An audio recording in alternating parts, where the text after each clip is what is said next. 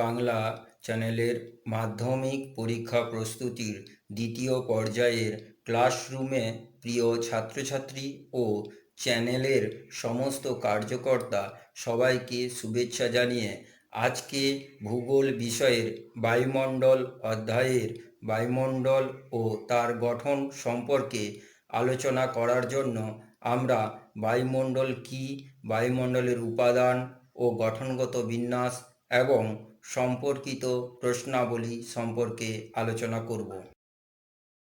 অর্থাৎ প্রথমে আমাদের বায়ুমণ্ডল সম্পর্কে ধারণা প্রয়োজন।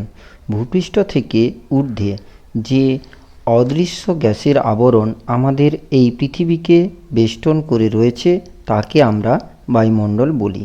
এই বায়ুমণ্ডলকে চোখে দেখা যায় না, কিন্তু আমরা এর অস্তিত্ব অনুভব করি। পৃথিবীর মাধ্যাকর্ষণ শক্তির জন্য বায়ুমণ্ডল পৃথিবীর সঙ্গে আবর্তিত হচ্ছে। এই বায়ুমণ্ডল না থাকলে পৃথিবীতে প্রাণের বিকাশ ঘটতো না। বিভিন্ন গ্যাস, জলীয় বাষ্প ও নানা ধরনের জৈব অজৈব কণা নিয়ে বায়ুমণ্ডল গঠিত। বিজ্ঞানীরা বায়ুমণ্ডল এর সীমাকে 10,000 কিলোমিটার পর্যন্ত ধরে থাকেন। আর এর ওপরে রয়েছে মহাশূন্য, যা এক গ্রহ থেকে অন্য গ্রহকে পৃথক করেছে। অর্থাৎ ভূপৃষ্ঠের ওপরে প্রায় 10,000 কিলোমিটার পর্যন্ত মিশ্র উপাদানযুক্ত যে গ্যাসীয় আবরণ লক্ষ্য করা যায় তাকে আমরা বায়ুমণ্ডল বলি। বায়ুমণ্ডল কঠিন, জলীয় বাষ্প ও গ্যাসীয় উপাদান দ্বারা গঠিত। বায়ুমণ্ডল এই তিন উপাদানগুলির মধ্যে সবচেয়ে বেশি পরিমাণে থাকে গ্যাসীয় উপাদান, প্রায় 98.98%।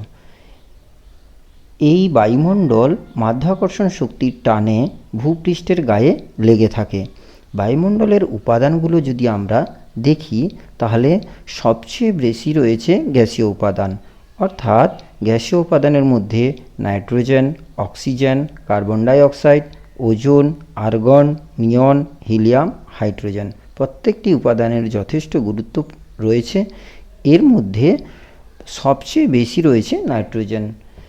এছাড়া বিভিন্ন শতাংশগুলো দেওয়া রয়েছে, তোমরা দেখে নাও। জলীয় বাষ্প, এর মধ্যে মেঘ, বৃষ্টি, শিশির, কুয়াশা। এছাড়া কঠিন উপাদানের মধ্যে অন্যতম রয়েছে ধূলিকণা, কার্বন কণা, লবণ কণা, যেগুলো বায়ুমণ্ডলের ক্রিয়াকলাপের জন্য খুবই গুরুত্বপূর্ণ। এছাড়া আমরা এই সমস্ত উপাদানগুলির প্রভাবে একমাত্র পৃথিবীতে জলবায়ুগত ভূপৃষ্ঠের গঠন, জীবের সৃষ্টি, বৃদ্ধি, বিকাশ প্রভৃতি ক্রিয়াকলাপ নির্দিষ্ট যে প্রণালীতে পরিচালিত হয় সেগুলো আমরা লক্ষ্য করি। এবার আমরা জেনে নেব গঠন বিন্যাসের তারতম্য অনুসারে পৃথিবীর বায়ুমণ্ডলের বিভাগ। সাধারণত রাসায়নিক গঠন অনুসারে পৃথিবীর বায়ুমণ্ডলকে দুটো ভাগে ভাগ করা যায়: হোমোস্ফিয়ার বা সমমণ্ডল। এই হোমোস্ফিয়ার বা সমমণ্ডল হল ভূপৃষ্ঠ থেকে ঊর্ধ্বে প্রায় 90 কিলোমিটার উচ্চতা পর্যন্ত বায়ুমণ্ডলের রাসায়নিক গঠন এবং বিভিন্ন গ্যাসের অনুপাত প্রায় একই রকমের থাকে বলে এই স্তরকে সমমণ্ডল বলা হয়। এই স্তরের উপাদানগুলি হল বিভিন্ন প্রকার গ্যাস, জলীয় বাষ্প, ধূলিকণা ইত্যাদি। এখানে নাইট্রোজেনের পরিমাণ সবচেয়ে বেশি থাকে এবং এই অংশে উচ্চতা বাড়ার সাথে সাথে উষ্ণতার পরিবর্তন লক্ষ্য করা যায়। বায়ুমণ্ডলের এই অংশে প্রায় 90% ধূলিকণা ও জলীয় বাষ্প লক্ষ্য করা যায়। এছাড়া এই স্তরে বিভিন্ন উপাদানগুলির অনুপাত বিভিন্ন প্রকৃতির হয়ে থাকে, সেটা আমরা এর আগের অংশে জেনেছি। এছাড়া দ্বিতীয় যে বিভাগটি হলো বিষমমণ্ডল বা হেটেরোস্ফিয়ার। অর্থাৎ ভূপৃষ্ঠ থেকে প্রায় 90 কিলোমিটার থেকে 10,000 কিলোমিটার উচ্চতা পর্যন্ত বিভিন্ন উপাদানগুলো অনুপাত একই থাকে না। এই বায়ুমণ্ডলের স্তরকে বিষমমণ্ডল বলা হয়। এই স্তরটি সাধারণত সমুদ্রপৃষ্ঠের 90 কিলোমিটার থেকে 10,000 কিলোমিটার উচ্চতা পর্যন্ত বিস্তৃত। এই অংশে বায়ুমণ্ডলের উপাদানগুলো কখনো সমান থাকে না, অর্থাৎ এই স্তরে বিভিন্ন গ্যাসের পরিমাণ বিভিন্ন অংশে বিভিন্ন পরিমাণে থাকে। এই স্তরটি 4টি ভাগে ভাগ করা যায়। প্রথমত আণবিক নাইট্রোজেন স্তর, যার উচ্চতা 90 থেকে 200 কিলোমিটার। গ্যাসীয় অণু এর মধ্যে নাইট্রোজেনই রয়েছে। এর দ্বিতীয় স্তরটি হলো পারমাণবিক অক্সিজেন স্তর, যার উচ্চতা প্রায় 200 কিলোমিটার থেকে 1100 কিলোমিটার, যার মধ্যে গ্যাসীয় অণু প্রধানত অক্সিজেন। তৃতীয় যে স্তরটি সেটি হচ্ছে পারমাণবিক হিলিয়াম স্তর, যার উচ্চতা 1100 থেকে 3500 কিলোমিটার। এই অংশের গ্যাসীয় অণু মূলত হিলিয়াম। এছাড়া সর্বশেষ যে স্তর হাইড্রোজেন স্তর, তার উচ্চতা 3500 কিলোমিটার থেকে 10,000 কিলোমিটার। এর প্রধান গ্যাসীয় অণু হাইড্রোজেন। এরপর আমরা উচ্চতা ও উষ্ণতার তারতম্য অনুসারে বায়ুমণ্ডলের স্তরবিন্যাস সম্পর্কে আলোচনা করব। সাধারণত ভূপৃষ্ঠ হতে উলম্বভাবে বায়ুর তাপমাত্রা বিন্যাসের ভিত্তিতে বায়ুমণ্ডলকে বিভিন্ন সময়ে বিজ্ঞানীরা বিভিন্নভাবে ভাগ করেছেন।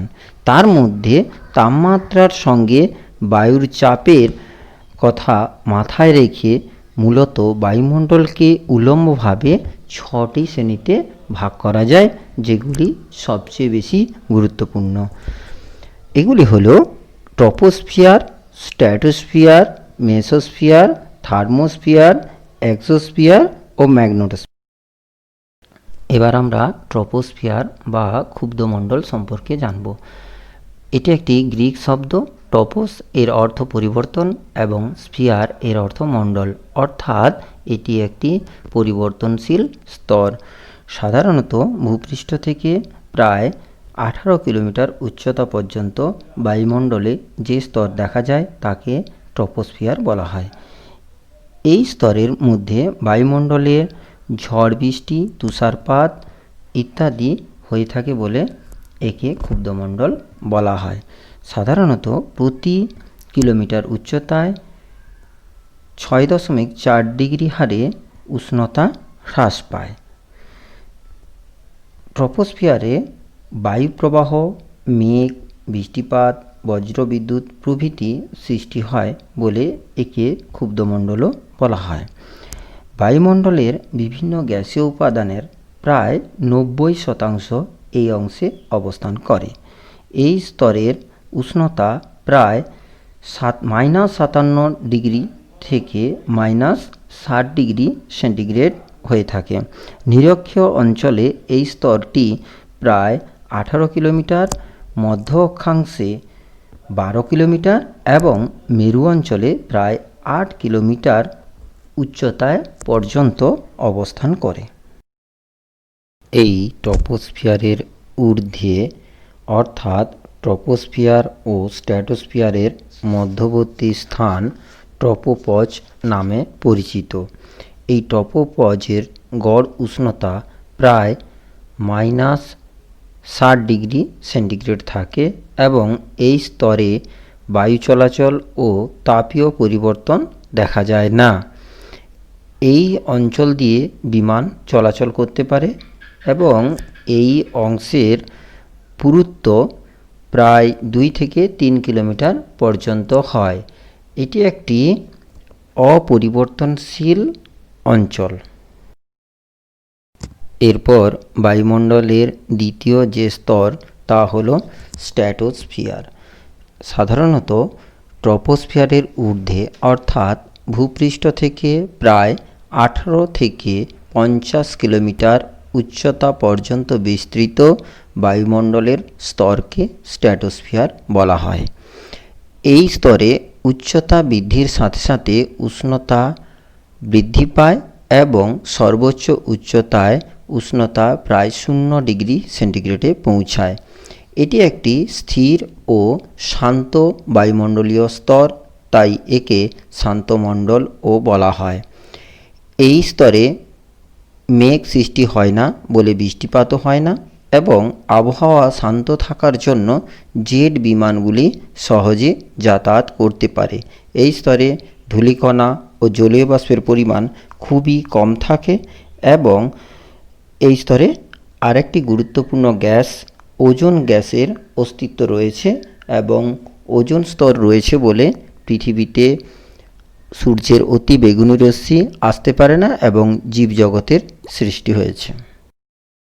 এই স্ট্র্যাটোস্ফিয়ারের ঊর্ধ্বে এবং মেসোস্ফিয়ারের মধ্যবর্তী স্থানে যে অপরিবর্তনশীল অংশটি রয়েছে তা হলো স্ট্র্যাটোপজ। এই স্ট্র্যাটোপজ এর অর্থ হলো থেমে যাওয়া। সাধারণত এর ভূপৃষ্ঠ থেকে 50 কিলোমিটার উচ্চতায় অবস্থান করে। এর অন্যতম বৈশিষ্ট্য হল তাপমাত্রা প্রায় 60 ডিগ্রি সেন্টিগ্রেড এবং এখানকার বায়ুর মিশ্রণ থেমে যায়। এটি স্ট্র্যাটোস্ফিয়ার এবং মেসোস্ফিয়ার এর মধ্যবর্তী সীমাকে নির্দেশ করে। ভূপৃষ্ঠ থেকে উচ্চতার সাথে সাথে 3 নম্বর যে স্তরটি তা হলো মেসোস্ফিয়ার। এই মেসোস্ফিয়ার ভূপৃষ্ঠ থেকে 50 থেকে 80 কিলোমিটার উচ্চতা পর্যন্ত বিস্তৃত বায়ুমণ্ডলের একটি অন্যতম বিশেষ গুরুত্বপূর্ণ স্তর। সাধারণত উচ্চতা বৃদ্ধির সাথে সাথে এই স্তরের তাপমাত্রা দ্রুত হারে হ্রাস পায় এবং প্রায় -93 ডিগ্রি সেন্টিগ্রেড পর্যন্ত তাপমাত্রা হয়। কখনো কখনো এই তাপমাত্রা -120 ডিগ্রি সেন্টিগ্রেড পর্যন্ত হতে পারে। এই অংশের তাপমাত্রা এত কম হয় যে মহাকাশের উল্কাপিণ্ড এসে ছাই হয়, ফলে পৃথিবী পর্যন্ত উল্কার আঘাত হানতে পারে না এবং এই অংশে উপাদানগুলি সমহারে বণ্টিত থাকে। এই অঞ্চলের তাপমাত্রা সবচেয়ে কম এবং বায়ুর চাপও কম থাকে। মেসোস্ফিয়ারের ঊর্ধ্বে বায়ুমণ্ডলের যে একটি অন্যতম অঞ্চল তা হলো মেসোপজ। মেসোপজের আক্ষরিক অর্থ হলো মধ্যভাগের অঞ্চল, অর্থাৎ ভূপৃষ্ঠ থেকে 80 কিলোমিটার উচ্চতায় মেসোস্ফিয়ার ঊর্ধ্বসীমানায় অবস্থিত, অর্থাৎ মেসোস্ফিয়ার ও থার্মোস্ফিয়ারের মধ্যবর্তী সীমানা হলো মেসোপজ। এই স্তরের উষ্ণতা প্রায় -100 ডিগ্রি থেকে -120 ডিগ্রি সেন্টিগ্রেড পর্যন্ত হয়ে থাকে। এই স্তরের পর থেকে বিষুবমণ্ডল শুরু হয়। ভূপৃষ্ঠ থেকে অবস্থিত চতুর্থ স্তরটি হল থার্মোস্ফিয়ার। এটি একটি গ্রিক শব্দ যার অর্থ উষ্ণতম মণ্ডল, অর্থাৎ এই অংশের তাপমাত্রা সর্বাধিক। সাধারণত মেসোপজের পর থেকে প্রায় 500 কিলোমিটার উচ্চতা পর্যন্ত অবস্থিত হালকা বায়ুস্তরকে থার্মোস্ফিয়ার বলা হয়। এই স্তরের বিস্তার প্রায় 90 থেকে 500 কিলোমিটার।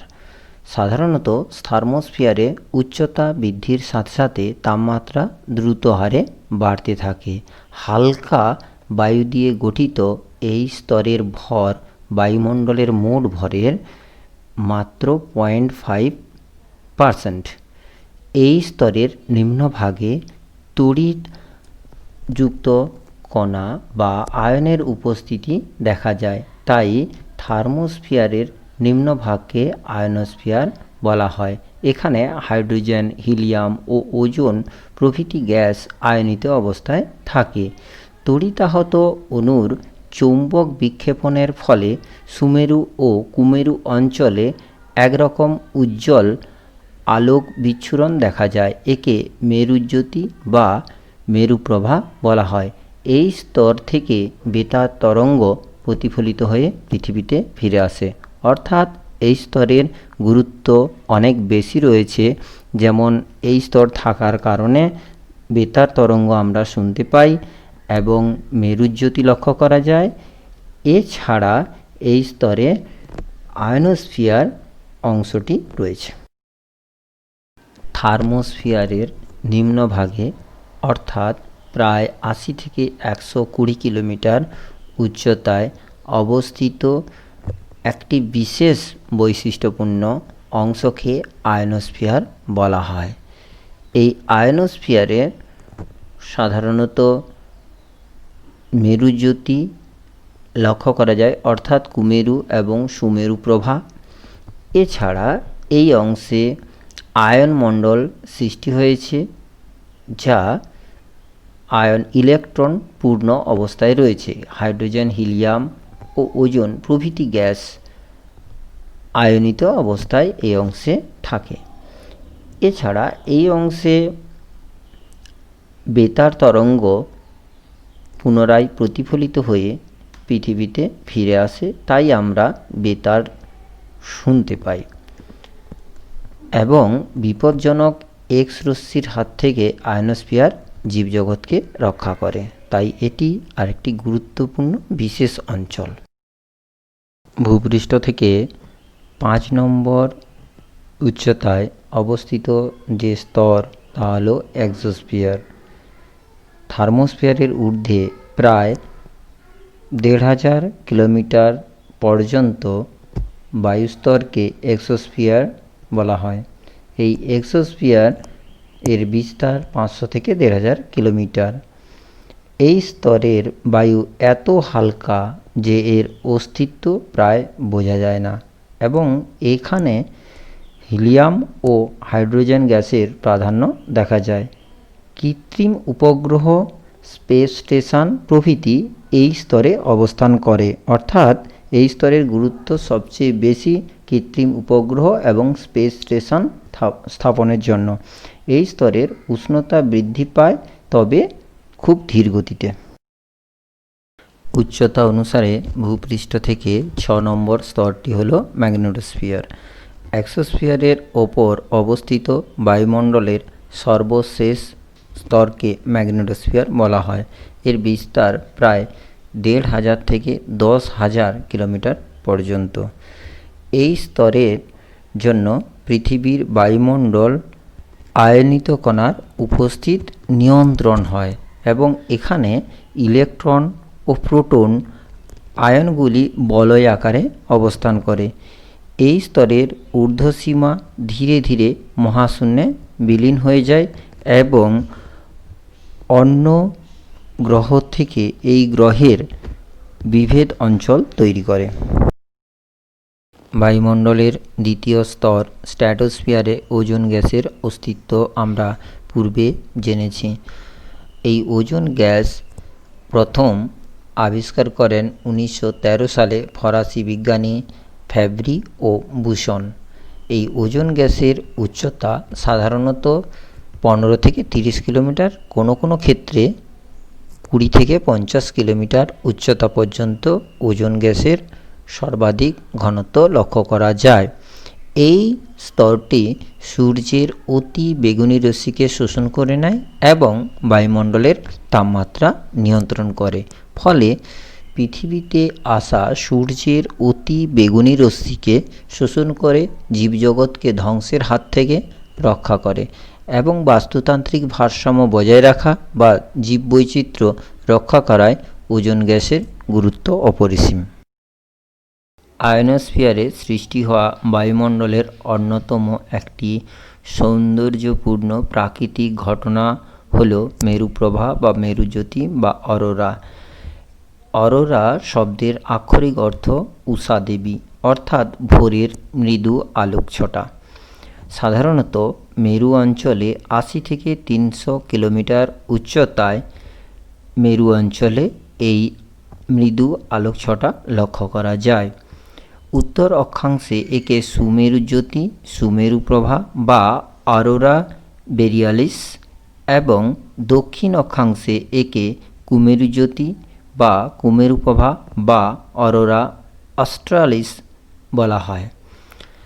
এটি সাধারণত সূর্য থেকে বেরিয়ে আসা কিছু ইলেকট্রন, প্রোটন প্রভৃতি দিয়ে তৈরি হয় সৌরঝড়। এই সৌরঝড় যখন তীব্র শক্তি নিয়ে পৃথিবীতে আসে তখন বায়ুমণ্ডলের ম্যাগনেটোস্ফিয়ার একে বাধা দেয়, ফলে সেই সৌরঝড়ের সব শক্তি ফুরিয়ে আসে এবং আয়নাইজেশন ঘটে, যা রাতের বেলায় দেখা যায় বর্ণালী আলোকছটা অর্থাৎ মেরুজ্যোতি রূপে। মেরুজ্যোতি দেখার জন্য আদর্শ স্থান হল কানাডার হাডসন উপসাগরের আশেপাশের উত্তর স্কটল্যান্ড, দক্ষিণ নরওয়ে এবং সুইডেনের আকাশে।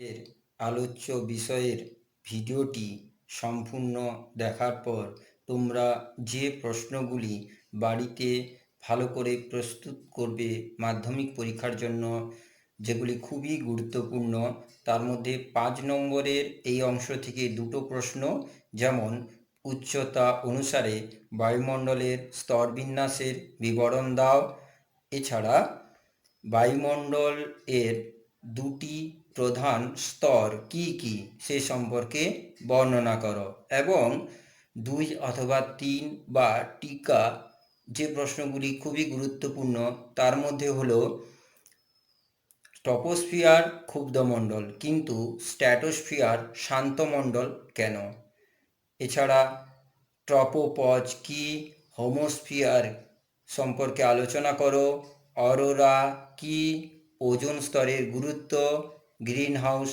এফেক্ট প্রভৃতি প্রশ্নগুলি সম্পর্কে ভালো করে তোমরা প্রস্তুতি নেবে।